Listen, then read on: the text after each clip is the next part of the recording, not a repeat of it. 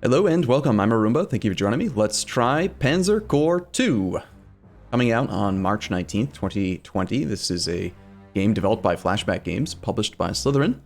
The Steam blurb is, Panzer Corps 2 is the ultimate Second World War strategy game. Enjoy the time-proven gameplay formula which has been appreciated by millions of players over the years, brought to a whole new level of refinement up to the latest technical standards. So, without any further ado, let's just dive in and we can talk about the game as we play. That way, you know what's going on. So, this game is technically, I suppose you could call it early access since I'm playing it about a week before the release date. I believe everything is in that is supposed to be in, but we've got some single-player campaigns. The only thing that's not in that I saw is that there was, let's see, there's a tutorial campaign that is not actually active yet, but I'm sure that'll be in as of the release date. There are the actual campaigns, Poland, Barbarossa, North Africa, Kursk, and Italy. So, right away, I just want to say, if you are a World War II history buff, this is probably going to be a game for you. If you enjoyed titles like Hearts of Iron 4, you're going to like this game. If you like tactical strategy, games like XCOM, where it's turn-based and there's a lot of logic and strategy and planning that goes into your deployment and movement of troops and that kind of stuff, you're gonna like this game. And then also people who like games like Civilization 5, Civilization 6, just hex-based movement and turns and stuff, you're gonna like this game. So let's just try out the first option, Poland 1939, playing on normal difficulty. And we have two to choose from, Poland South and Poland North. Close quarters combat and sieges in the southern route. Mobile open ground warfare in the northern route. Let's just choose the southern route. So we're going to be playing as Germany in the it says Poland, which I guess is who we're killing, not who we're playing as. We can type the name of our general. He will be General McGeneralface. It's a great name for General McGeneralface. And then we can just click randomize, and he is going to have random strengths and random weaknesses. So we've got things like industry connections. We get bonus prototypes at every mission. 50% increased prestige for capturing flags. All tanks get +1 movement and cross minor rivers easier. We gain experience faster. Get additional auxiliary slots in every battle equal to 50% from available core slots. Deadly grasp. Encircled units suffer double the penalties. Flexible command. Splitting does not consume any unit slots. Ooh, that's a good one. Anti-air units inflict outright kills instead of just suppression. Neat. But we also have some weaknesses. We are denied artillery. We can't use artillery. Due to breakdowns, units randomly lose movement points and attack actions at the beginning of each turn. Yikes. Enemy units can freely move through zone of control. And we have bad luck. Combat results can never be better than predicted. So... Guten Morgen, Herr General. You have my congratulations on your new promotion, but now is no time for flattery. I have been personally informed that the invasion of Poland, codenamed Fall Weiss, is to commence immediately. Preliminary estimates for the operation's completion was 3 months, but now High Command demands the conquest of Poland in weeks. Mere weeks. Okay, so our primary objective is to capture all victory hexes. This is an ongoing campaign, and one of the things that I do like about the title is that there is a persistent unit function in the game. So let's say that you do a good job microing your troops and you actually earn experience for them. They have up to 5 stars worth of bonus, which increases things like accuracy, and that experience persists between stages. So if you're good at managing your troops, then you're rewarded for it, which is great. So there's a lot of historical type stuff in this title. You've got the different units. There's the 3rd Weher Infantry. Let's see. So if we go to the buy menu, we can see a list of all of the stuff we're allowed to buy.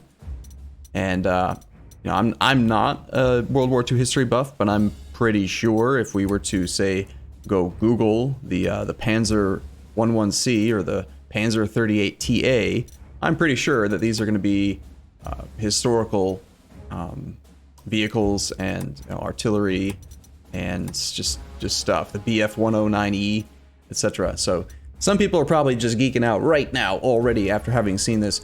My only complaint, if I can just interject one, is that there isn't really like any kind of history in the game for these vehicles that I've been able to find.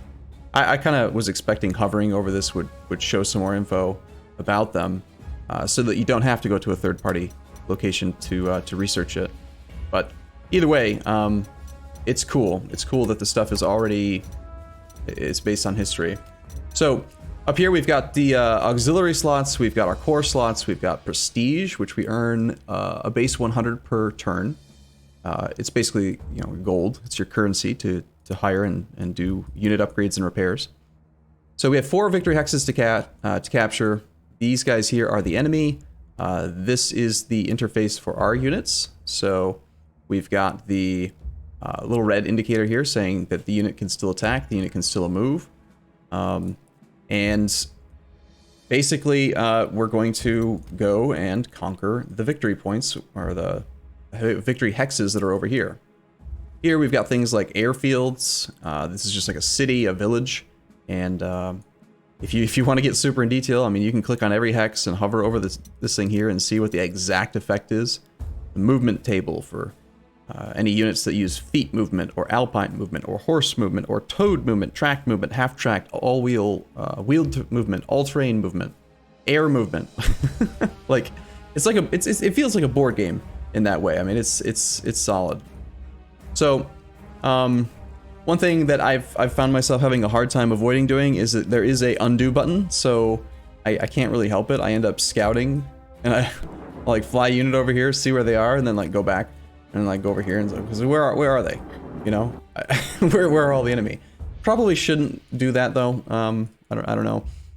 Yeah, I don't know. So let's go ahead and like move this guy forward one, and we'll bring this guy down to, let's see. This is our 7th SDKFZ2316 rad. You can rename these if that is too difficult to use in standard speak. But this guy is special in that he is he's got some abilities. He's got recon, provides accuracy bonus on adjacent enemy units. Rapid fire 1.5x makes 1.5x more shots than normal and deals extra damage. And phased movement can move in steps within its movement point limit. So I'm 90% or so sure that these little dots here, these little pips, that's movement points. Let's see, there's a pop-out we can turn on here. Slots, movement type, movement. Yeah, so movement is 8. 8, maybe it's 2 little pips per movement point, possibly. I'm not exactly sure, actually. But, so we're going to move this guy to here, because we know that we're going to be adjacent to it. And then we've got this indicator to show that we would take 6 damage while dealing 2 damage. They have 15 health, we only have 10 health. I just want him adjacent so that we can get an attack bonus on this. And then here, while hovering over it, you can see we have the recon effect from this vehicle. If that weren't there, then, well, first off, we'd have to scout. Now we would just have the regular shot. So you can see how -3 instead of what it was with the scouting, which was -4. The exact effect of recon is, we hover over, how do we identify the exact effect of it? Recon, accuracy bonus versus adjacent units. So all units have like an accuracy default of 50%, which goes up as they gain experience. I don't see in here exactly how much accuracy we're getting, but it doesn't really matter. The point is we're doing more damage. So this is artillery. Its primary purpose is to suppress. It was -3, but notice how the health didn't go down. So there's this health value, strength, and then there's also suppressed strength.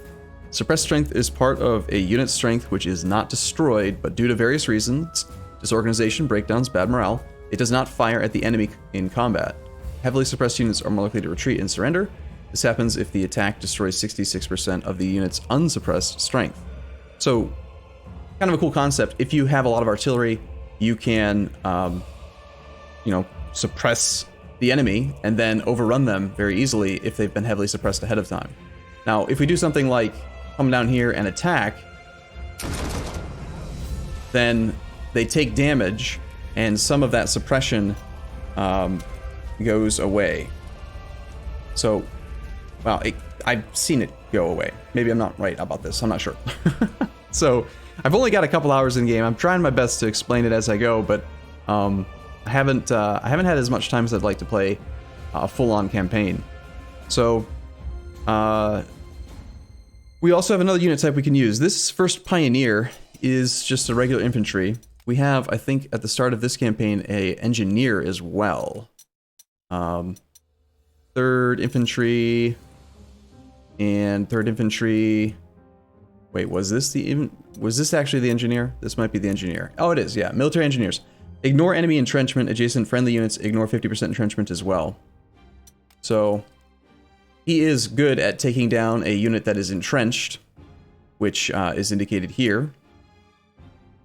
And he provides that bonus to adjacent units as well. So if we wanted to, like, really kick this guy's butt, we could do something like put an army, well, looking at the movement indicator, the white dots say that you can go there on foot and still actually attack. The vehicle indicator says that you've got to mount up to utilize their movement speed. They can travel very far, but if you do that, they're not going to be able to attack. Got ambushed. Let's not get ambushed. Let's actually just show, you know, like if you drive all the way up there, you can't dismount and then still attack because we've traveled too far on that turn. Oops. Oops. All right, we have a full unit list as well over here. So we've got 1 strategic bomber, 1 tactical bomber, 2 fighters. We have 2 active artillery. We've got the same indicators here to show if they've got their movement or their attack still available for this round. So tactical bomber. There's a lot of information here.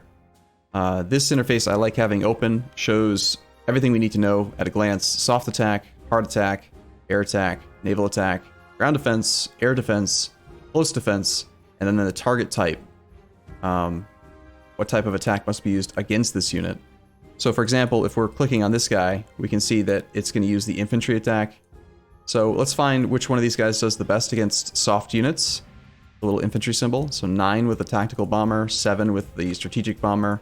Fighters only do 3. We can bring the tactical bomber down and have him just take this guy down a little bit. Weaken some of that health. And it's possible to force the unit off the tile. What I'd like to do is, I believe, this is a standard infantry. He has a skill called Forced March. Allows the selected unit to move faster by giving it 1 additional movement point. Forced March is exhausting, so you'll need to recover for 2 turns before we can use it again. There's no other cost aside from the cooldown, so if we activate it, we can then have him go here. Then we can bring our engineer down. And then, because he's adjacent, we've got the recon bonus as well as the engineer bonus. We're going to be taking 5 estimated damage to do 7, which is pretty good. This guy's going to do 7 at the cost of only 2, so we'll probably start with this attack. That actually forces him out, so probably the better thing to do would be to actually position another unit down here. Might be an overcommitment in this, this map. I'm not an expert right now, right? But an overcommitment in this map to have this many troops adjacent. But killing things with reckless abandon and making it hopeless for them is fun. So now he's encircled. If we click on that, we can see he is encircled. Effects from encirclement don't kick in immediately, but in a few turns they can render a unit completely unable to fight. Encircled units cannot be replaced, upgraded, or disbanded. They don't get fuel or ammo, do not reset their suppression at the beginning of each turn, and get 4 extra suppression every turn. So right now he's suppressed by 3. At the beginning of next turn, he'll be automatically upped to 7, which means out of his 13, well, actually his health is not his strength. His suppression, I think that the suppression number is actually affecting the attack values, right? Well, no, actually, no, I think I'm wrong about that. Suppression, it says suppressed strength. This does say strength, not health. So this is basically negating the power of this, and we want to keep that going. So if we just sit here, we don't actually have to attack into it. Eventually this would fall rather easily for us. But it's also fun to just shoot people, so we could shoot him more, and he could just be dead. This guy can then move in and take it. We get some extra prestige. So units that have taken casualties, we can replace their units up to 50% heal per turn at the cost of some of that prestige. There's a whole nother tactical layer that I haven't actually gotten into yet, where if we wanted to, we can take our unit types. Let's say I really like engineers. These guys cost 4 of our core slots, 170 prestige to hire. But there's this concept of overstrengthing, where a regular pioneer has 15 strength, 170 prestige costs, and takes 4 cores. If you want to, though, you can make like an elite unit right off the bat. Make him an overstrength unit, 20 strength with higher cost, higher core slot usage. The ratio is not great, right? You're doubling your core slot usage and only getting about 33% health. But what I'm thinking could be a cool tactical layer to this title is, if this unit is highly experienced, it would probably be even more impactful than having 2 separate units that are less experienced and not overstrength. So that's kind of cool. You can also take units that are already on the field and move them into a hex with your symbol like this, and you can go into this interface here to. Is this just an air base? Is that why that doesn't count? There is this button here, upgrade. Perhaps that airbase doesn't count. I think you have to be in this circle right here to do the upgrade, and you have to have a full action available. So the plane can't be upgraded this turn, but that's not something I'm actually planning on doing anyway. I just want to show off the interface. So we can upgrade to this 5th Panzer, for example, if we wanted to, could be upgraded to just like another Panzer, or overstrength it or something. And then you see your costs and like what it's gonna, how things are gonna change. I believe if you upgrade an existing unit, you keep some of the experience, but I could be mistaken on that, so don't quote me. Obviously, with turn-based strategy, each map is going to take quite a while to do, but I really enjoy the tactical element of it. So let's just play out a little bit more of this. Let's do. Let's see. This tank has a difficult time moving through this terrain. The marsh, whatever this is, the Warta River. You can actually get up to here, around on that side. This guy can go up this way. Let's go up here. Let's have this guy coming up here. I should probably do a better job of like balancing the artillery and the tanks and the infantry. Right now I've got all my infantry down here and a lot of vehicles up here. There's probably a good ratio that makes sense. Maybe like 2 infantry, 1 artillery, one vehicle, one fighter, all like kind of working together to synergize their skills. But this cavalry shouldn't be too hard to take out. First PL cavalry. Just take a quick glance here. They've got really good attack. They don't have very good defense against ground. Very poor defense against air. So,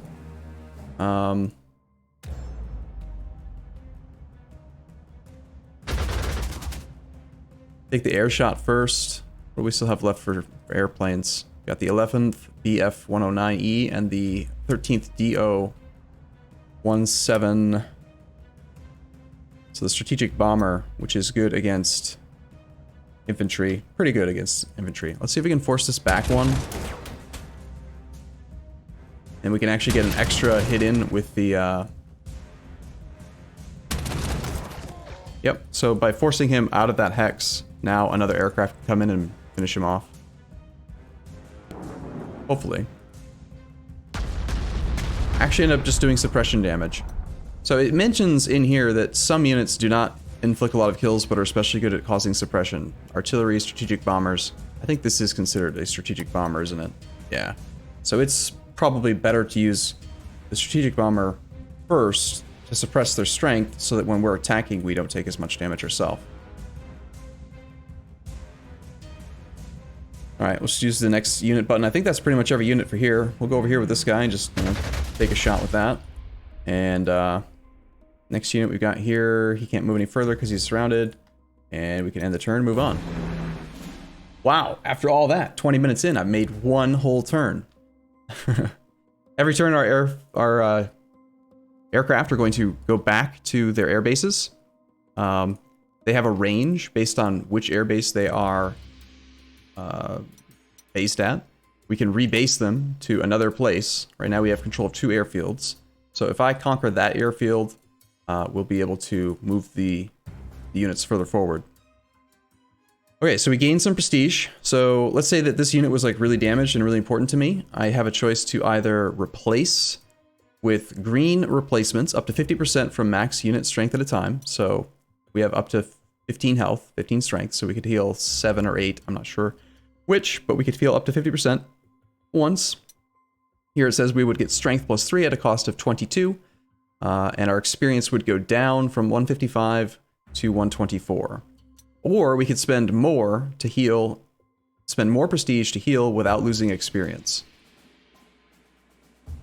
Just out of curiosity, let's take a look at the unit list and see if any of our guys actually start out with high experience. Right here, so experience is at 0 for them. This guy's got 155, 161, 75. We've got artillery at 101, 100, 60, 17, and 60. The actual effects of experience are based, I believe, at just 1,000 experience increments, so each star is 1,000.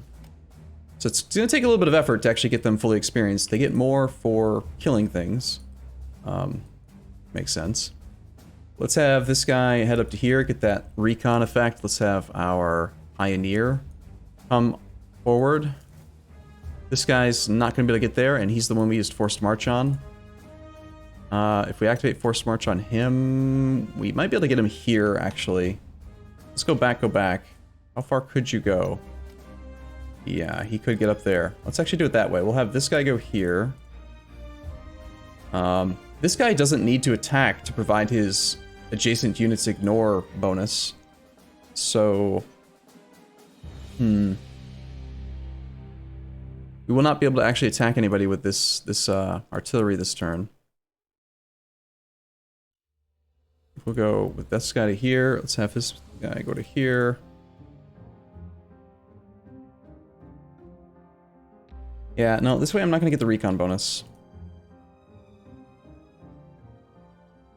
Let's just get this guy here to provide recon. This is activating mass attack, which I gotta admit, I'm not fully understanding how mass attack works. Mass attack is this attribute. This is mass attack 2x. So some units have this, it says somewhere rapid fire, and I've seen a unit like attack and then get to attack again in the same turn, but I don't quite fully understand the mechanic. And as far as I can see, there's no like super clear indicator for like a ledger or like a what would you call it? Like in Civilization, they have the Civilopedia where you can like look up every single effect. From what I've been able to see, there's just this, and I guess I would have to go check out the wiki to really fully understand it. I also don't know tactically yet if it's correct to just like always take a turn to replace and try to build up experience over time, or if units are sacrificial. Because we could do things like this. Like right now we have auxiliary slots, which can be used to purchase additional auxiliary units to help in the mission. Unlike the core, auxiliary units won't proceed. So we could use some auxiliary infantry and have them be sacrificial while protecting our core. But we could also do stuff like, you know, maybe I just don't want to have this many infantry. We could disband by putting them in controlled territory. It can only be used in hex that we own, so, you know, maybe I just decide that I don't like this bomber. I could just get rid of it, disband it, get our prestige back, open up the core slot, and then I could switch to a composition that I like better. You know, find something else that costs 1 core slot, for example. I believe our trait, though, that we randomed says we can't hire these things, so... Didn't it? I thought that our leader trait was unable to hire artillery. So, gotta admit, I'm actually a little confused by the fact that it's not, like, indicating I can't do that. Let's try it. Is this not considered... Oh, it's anti-aircraft, that's why. We'll undo that. And let's check out artillery.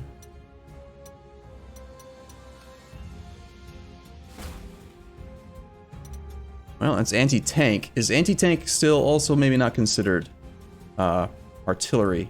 It's anti-tank, anti-aircraft. That's not technically artillery, right?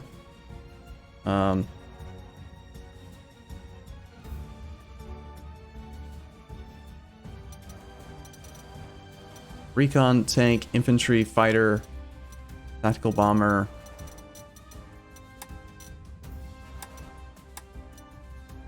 Okay, well, my guess then is that there probably is like a button up here for artillery, and it's just gone. Because we have that trait. That makes sense to me. Well, either way. So say maybe we don't want that airplane, and instead we want more infantry. We could hire, like, the overstrength guy slightly. I could do a 17th strength dude for 1 core slot and deploy him instead. And, you can definitely see, I can see the value in having overstrength units.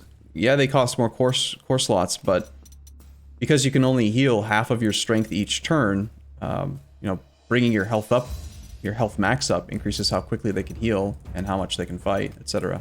So, I'm excited about this title. I think that I can imagine playing quite a few campaigns with different playstyles, different ruler traits, different everything, and there's multiple different storylines to follow, right? I'm not going to actually play more of this campaign. I want to just give a general overview of the game and show some of the options. But again, that was just looking at one of the campaigns. There's Poland. We did Poland South. There's Poland North, which is ground warfare and mobile and open ground warfare. There's... Just a sec. I wasn't able to go back. Apparently once you start the process of starting a campaign, you can't not do it. So then there's also Barbarossa, North Africa, Kursk in Italy. And then outside of those, we've got just scenarios. Outside of those, we've got, under the tutorial section, these puzzles, which are cool. Tactical puzzles are small tactical exercises which need to be finished in just one turn, without the AI doing anything, and with randomness turned off. At the same time, they can be quite challenging and require good understanding of game rules and mechanics. Can you solve them all? So for example, Successful Suppress.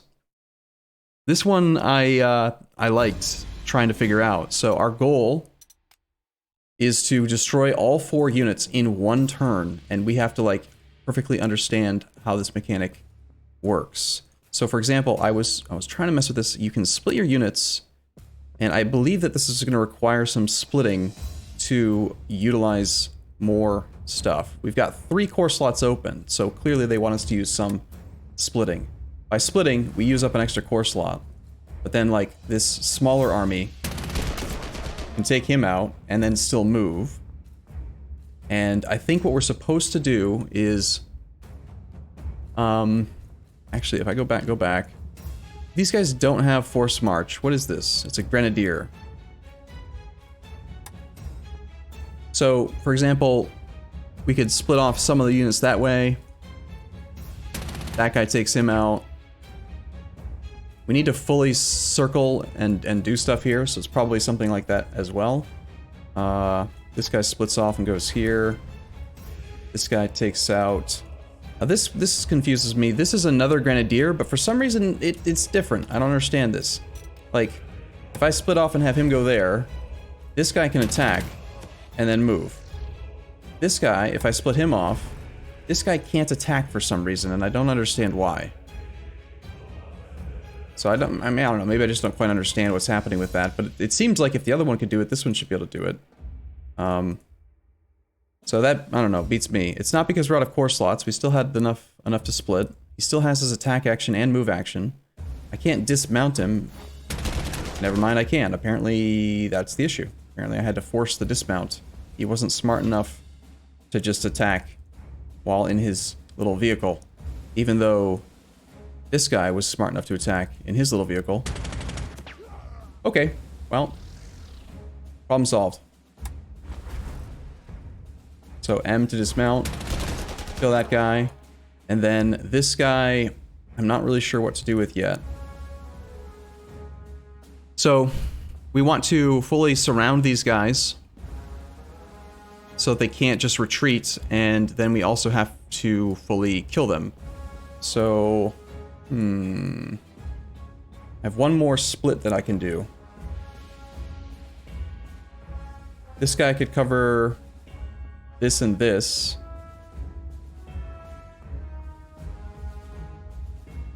This guy can't actually get close enough to participate the way that it is right now. And he can't attack again anyway. So I'll just bring him up because it doesn't really matter yet. Oops. Bring this guy up here. I could see taking a huge amount of time trying to do these tactical puzzles and figure out the exact correct way to do them. There is a way. That's the whole point of these, is we're supposed to destroy 4 units in 1 turn. Those 2 were obviously the easiest ones because they only had 1 health. But these guys have 25 strength and they're fully suppressed already. So there's probably something to that. Heavily suppressed units are more likely to retreat and surrender. This happens if the enemy attack destroys 66% of the unit's unsuppressed strength. Destroys 66% of their unsuppressed strength. So I think all that it comes down to is not letting them have a retreat path then. So this should work then. This should just automatically kill this one. But like, for example, if I attack here, he's got a retreat path. So that won't work. He'll just move instead of getting overrun. Maybe we can figure this thing out on the fly. Oh, okay. We go back. I got it. Since this guy can't do anything and this is useless, let's not use his split. We don't need to do that. Let's go back to here. Have this guy just kill that, then move. Have you split to here and to here, which allows me now to split one more time to cover these 2. So you go here, you split to here, and you go to here. Now we got them fully encircled. Oh shoot, but then once one of them is dead. Okay, go back. We kill this one first. Then we attack here, which forces him forward. And now you go here and finish him off. Bam, got it, haha, genius. Cool, so yeah, and that's just, one of the puzzles. And there are more puzzles that teach you game mechanics. Mouse hunt, for example. Capture the enemy's mouse units. Bring them home. Evacuate all encircled units across the river. This game is really in-depth. I'm excited about it. I think that it's going to be a great title. And we're at about 30 minutes now, so I'm going to say that's it for this video. Thank you for watching. I hope that you guys enjoyed this, and if you want to see me stream this or play more of this, then let me know in the comments down below. It's caught my attention, and I'm excited for it. So, again, coming out March 19th, and it's called Panzer Corps 2. Thanks for watching, everyone. See you soon.